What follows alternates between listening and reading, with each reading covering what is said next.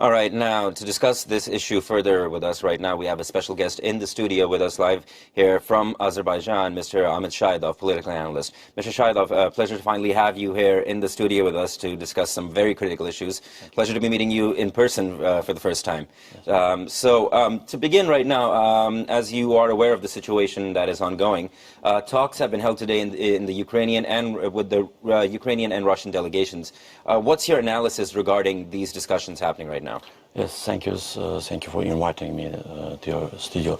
The first of all is the war in Ukraine is somehow is a human tragedy, and this tragedy is taking place on the eyes of the whole world.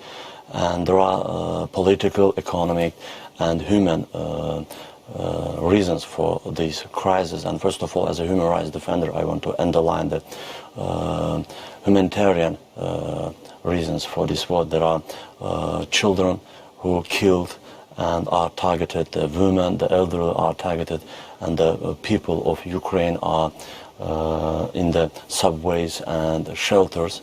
And there are more than 1 million people from Ukraine fled to Europe, to the borders. And the political reason is that Russia doesn't want to see on its borders not NATO's expansion. And maybe my thoughts are somehow strange, but the mistakes on 2014 made by Ukrainian authorities to apply for European Union membership and NATO membership is the standing at the root of today's war, because long years, Russia doesn't want NATO's eastward expansion to its borders. And today, the war between this war in Ukraine, I don't think that this war is going between Ukraine and Russia, or maybe Ukrainian and Russian people. Just Ukraine was chosen as a battlefield. The main fighting, the main war is going between US and Russia, and unfortunately, Ukrainian people left alone on this battlefield. Somehow, the dialogue, talks between Ukrainian and Russian delegations held today, but unfortunately, there is no concrete results. And the fighting, shootings, clashes in different, maybe in all cities of Ukraine are going right now. And the main goal of Russia is that to overthrow the Kiev regime and to take back Ukraine to the 2014s. Because at February 2014, the elected president Viktor Yanukovych was revolutionarily overthrown, and pro-European government came to power. From this point of view, if we see and look at these events in Ukraine from the point of view of Russia, Russia is provoked to this war, and these military operations in Ukraine by Russia is how these self-defense measures, because Russia doesn't want to see pro-European or NATO regime on its borders, but I think that Russia is facing hard sanctions, and this war will affect not only the Ukrainian people but also Russia and Russian people as well, because the hard sanctions to Russia will affect the daily life of Russians. Today, the Russian economy is collapsing. Russia's banks are collapsing, and this effect will affect the Russian in the near future. I think the Russian leader, Vladimir Putin, should think again and stop these military operations. But from the other hand, the Ukrainian leadership also has to go to dialogue with Russia and to keep the balanced policy. Because we have the experience of Georgia in 2008, the Ukrainian government should not make the same mistake made by Georgia in 2008. So You say right now that there are defensive reasons for Russia for what it has done right now. However, their ask may be a little too strong when we consider the actions that they've taken and the ramifications of these. As you say, they're going to affect the Russian public very negatively, the people of Russia. So do you think that this was perhaps a miscalculation on Vladimir Putin's part, considering these actions, because not only because of the global outcry and the sanctions and the other penalties that Russia would have to face, but if Russia does not go full force and precipitate a regime change, if this conflict is over, that in turn puts Russia, already has put Russia in a negative position with the rest of the world, and it probably strengthens Ukraine's resolve and European allies to fund and to strengthen Ukraine from from avoiding this kind of a scenario again. So do you think this was a miscalculation on Putin's part, and perhaps it may have backfired? You know, as I said before, this war, has some negative consequences for both Ukrainian and Russian people and Russian regime. Vladimir Putin, I would say, feel that the NATO's expansion to its borders, it is the beginning of the collapsing of Russian Federation. That's why there is no way in front of Kremlin to begin these military operations, and I don't think that Russia wants to occupy all Ukraine. The main goal is just to overthrow Vladimir Zelensky, and there may be different scenarios. There may be Zelensky will left Ukraine and will have a dialogue with Russian regime, but anyway Ukraine was left alone on the battlefield because the hard statements from European leaders, from US leaders doesn't enough for Ukraine today, and Ukraine was not prepared for this war. On the first hours of military operations in Ukraine, the main issue was the food security. The ordinary Ukrainians couldn't find breads or other foods in the market. There are huge problems in energy security of Ukraine as well. And I think that the main is to immediately start the dialogue between Ukraine and Russia. And I want to emphasize the role of Turkey in this war, because Turkey, as one of the world leaders and NATO members, has very close relations both with Ukraine and Russia. And I think Turkey has a lot to do to end this war and push both sides to sit on dialogue and to discuss the future cooperation. But anyway, Ukraine regime, Ukrainian government should have dialogue with Russia. Without good relations with Russia, it will be very hard and very difficult to exist in this difficult geopolitical. Okay, so talking about those talks that you said that there needs to be cooperation and a dialogue happening between Ukraine and Russia. So like we said, that the talks today were held between the two. So what do you think can be accomplished from these talks? What is your expectation would happen when these two talk? Unfortunately, today's talks has no concrete results, because both sides has their own conditions and not acceptable by the opposite side. But I think they should come to a common point.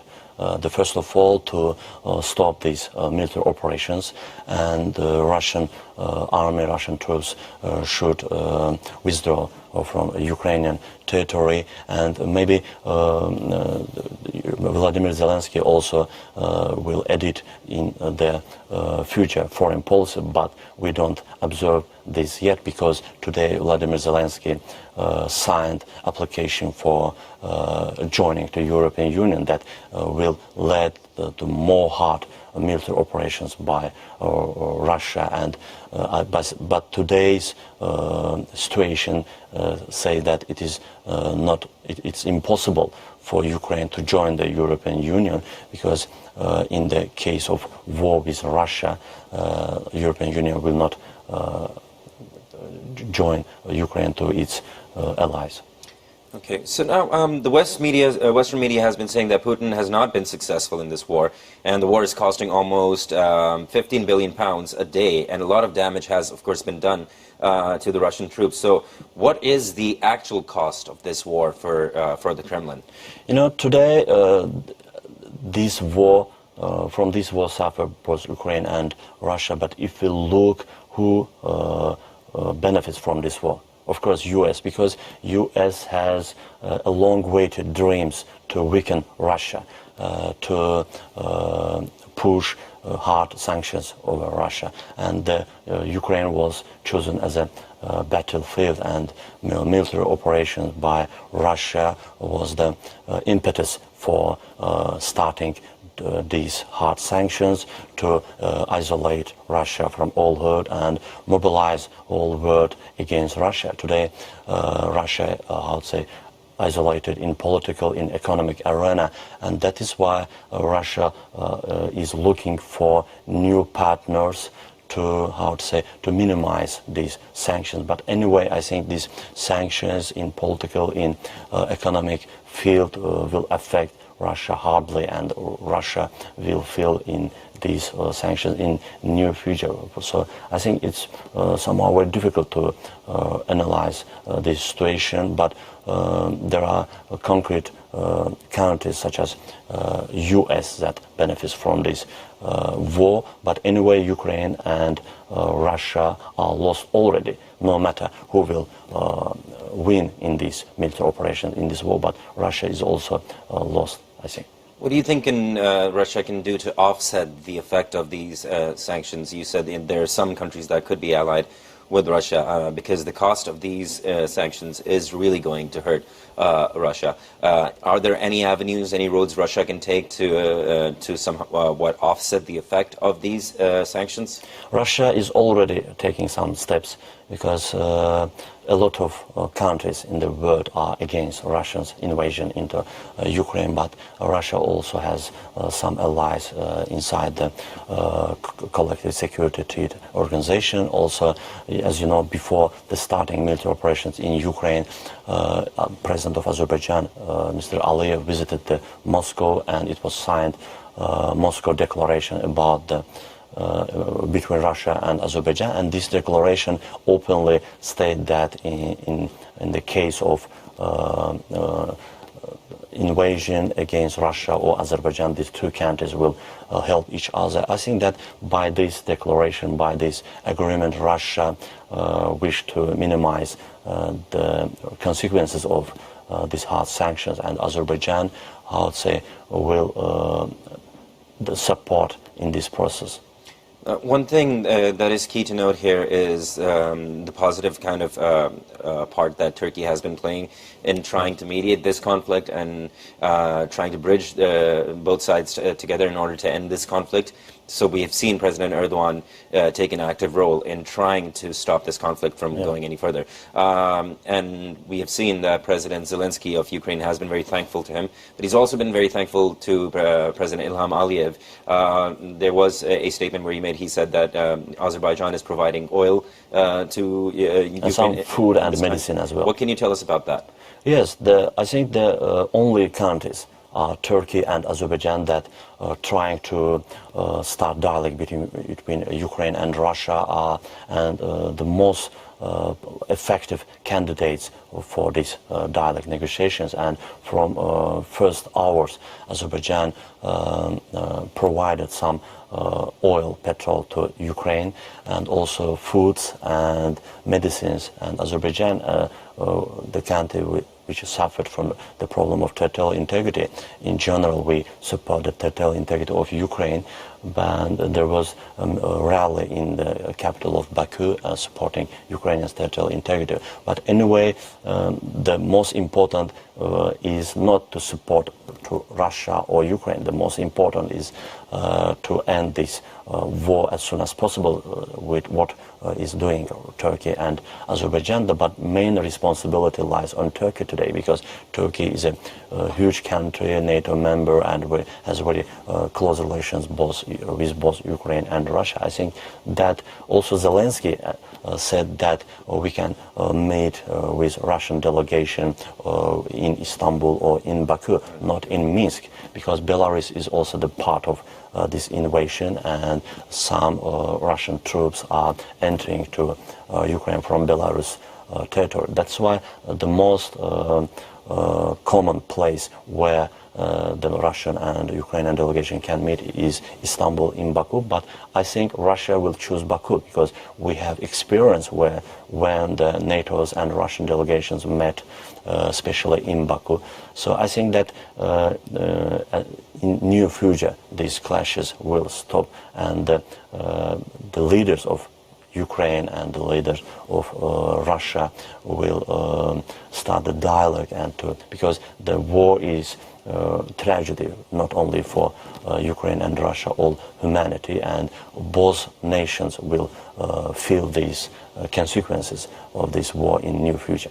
Indeed. I'd like you to elaborate a little more on that when we talk about where President Zelensky even said that if talks need to happen, they perhaps could happen in Istanbul or they could happen in Baku. What does that say about the relationship of Azerbaijan and Turkey with Ukraine, that they place so much trust in them to have these negotiation talks over there? More so also the fact that you said that Russia, would, if they were to accept it, most likely would be Baku. Yes. So what does that say about the trust that is placed in Azerbaijan or in Turkey to mediate this conflict right now? And if it were to happen, perhaps, let's say, in Istanbul or more likely in Baku, how would the Azerbaijani government accommodate these two parties, and what steps do you think they could potentially take in order to solve this? You know, Azerbaijan's position is very clear. We support the territorial integrity of Ukraine, but on the other hand, we have signed already agreement with Russia about in Moscow. We are allied with Russia, and also Mr. Recep Tayyip Erdogan's the relations with Putin, attitude with Putin is very good, and the cooperation with Turkey of Russia, they have a very positive experience in Syria, in Karabakh, and I think that the Turkey is only country that can conduct these negotiations, and Putin will agree this mediation of Turkey, of Azerbaijan. Also, we have very good relations with Ukraine as well, but very difficult situation, because from European we heard very hard statements against Russia, and that's why we should find more countries, more leaders who can affect to both sides and to push to organize this dialogue between the two parts. Indeed. Now, one thing I want to ask you about is obviously with the economic cost of this war and the tragedy that is unfolding, there is an influx of refugees that would have to leave Ukraine, going into Poland and other European countries. Europe has already been suffering a migrant crisis as it is over the last few years. So how do you think these European countries are ready to take in? How are they dealing with the influx of refugees? How are they treating them? But more so, I'd like you to preface that with the fact that when we consider the influx of refugees going into these countries, it's only about a month or two ago we had issues at the Polish border where there were refugees from Afghanistan, from Iraq, from Syria, who were trying to get in, and the brutality they had to face. So what does this also say about if they do accept refugees from Ukraine? And we definitely hope they do, because nobody should have to suffer the tragedy of having to leave their own country. But if they do, then also what does that go to say about Europe's treatment of refugees who are not quote-unquote white or European ancestry-wise? What does that say generally about humanity? You know, issue of refugees is very actual for European countries, and as you mentioned, the European countries are not tolerant in this regard. We have experience in Iraq, Syria, when the European leaders promised aid to Turkey, in case of accepting these refugees from Syria, but in fact they left Turkey alone. But anyway, Turkey accepted all refugees and providing aid to these refugees in its territory. And in this case, more than 1 million people fled to Europe already, to Poland, to Romania, to Slovakia. And if taking into account that there are 50 million of population in Ukraine, I think that this war will affect the European countries, their economy, as well. Millions of Ukrainians as refugees, they will fled to European countries. That's why European leaders should ask for stopping this military operation and start dialogue with Russia, not to provide additional military aids to Ukraine and provoke Ukraine against Russia with their hard statements, hard sanctions to provoke Russia for additional military operations, because refugees will affect the European countries as well. And I think both sides should think about the future, not to destroying the opposite army or troops. But anyway, I think in the new future, the Zelensky government will be overthrown, because already street clashes are taking place in all central cities, in Kiev, in Kharkov, in Odessa. I think Ukraine people, Ukraine army is not prepared for this war with very strong Russia. I think the whole world also should not keep silence in this issue, but unfortunately only Turkey and Azerbaijan, but mainly Turkey, is seen as country wishing to stop these military operations, wishing to have dialogue with both sides and to start negotiations between the two parties. All right, Mr. Shahidov, before I let you go, there's one more question I would like to ask you. When we look at this situation and how it has regressed and how bad things have gotten only in just a matter of days, and not going on one side or the other, but when we've been watching the UN General Assembly over the last few days, the Security Council meetings, some very significant incidents have happened over there. Let's say the resolution that was going to be passed against Russia in the Security Council, almost all members voted for it, but with one vote, Russia had vetoed it, the only vote against it.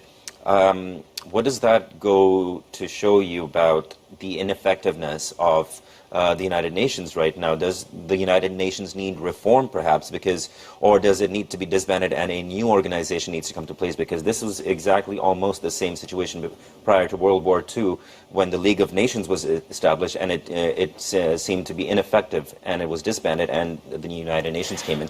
So when we look at the way it has been functioning and how ineffective it has been, it brings to mind the statement that is made by President Erdogan a lot of times, that the world is bigger than five, especially when in regards to the Security Council. Now we have seen that with these 5 permanent members, nothing really can be resolved, because all it takes is one vote to veto anything. So what do you think where the United Nations stands right now, and what kind of reform is necessary? You know, in general, United Nations is an effective organization. It's not for today. We have seen this ineffectiveness during first Nagorno-Karabakh war, because we had 4 Security Council resolutions about immediately withdrawal of Armenian troops from Azerbaijan territory, but unfortunately last 30 years we did not any attempt of implementation of these resolutions, and we have seen this ineffectiveness in Palestine as well. There are more than 300 resolutions of UN Security Councils about Israel's invasion into Palestinian territory. And the same scenario in Ukraine as well. You know, I don't think that UN Security Council or UN and other organizations inside the UN can do anything against Russia. As you mentioned, Russia is one of the members of the UN Security Council and has a right to vote to any decision. And I think that Mr. Erdogan's statement about that UN Security Council and the board is bigger than 5 countries. It means that if the military operations, if the Ukrainian war will last more months, even years, it will put very serious need to reorganize the world and reorganize the United Nations and to include the new members, maybe to get out some members from United Nations. But anyway, I think the next candidate to who can join to this Security Council is Turkey, because Turkey has a very significant role in negotiation process, in resolving conflicts over the world. And I think that better is to stop the military operations and come back to the negotiation table. But anyway, the Ukrainian war, if the Ukrainian war will last further, I think that more dangerous scenarios can happen, and maybe some additional countries from both sides will join to this war, and Ukraine will be like a battlefield of a Third World War. Indeed. But then we're going to conclude this conversation here right now, but some very important points that you made there, and this seems like it is a critical time for humanity in the world and the United Nations to get its act together right now, because if this is not taken as serious as what it potentially could be, we could be looking at potentially another global conflict which could be devastating for the world. So, yes. Mr. Shahidov, thank you so much for taking out the time to speak to us. It was a pleasure having you in studio, but I hope to speak to you again sometime soon. So, now, with the United Nations Secretary General Antonio Guterres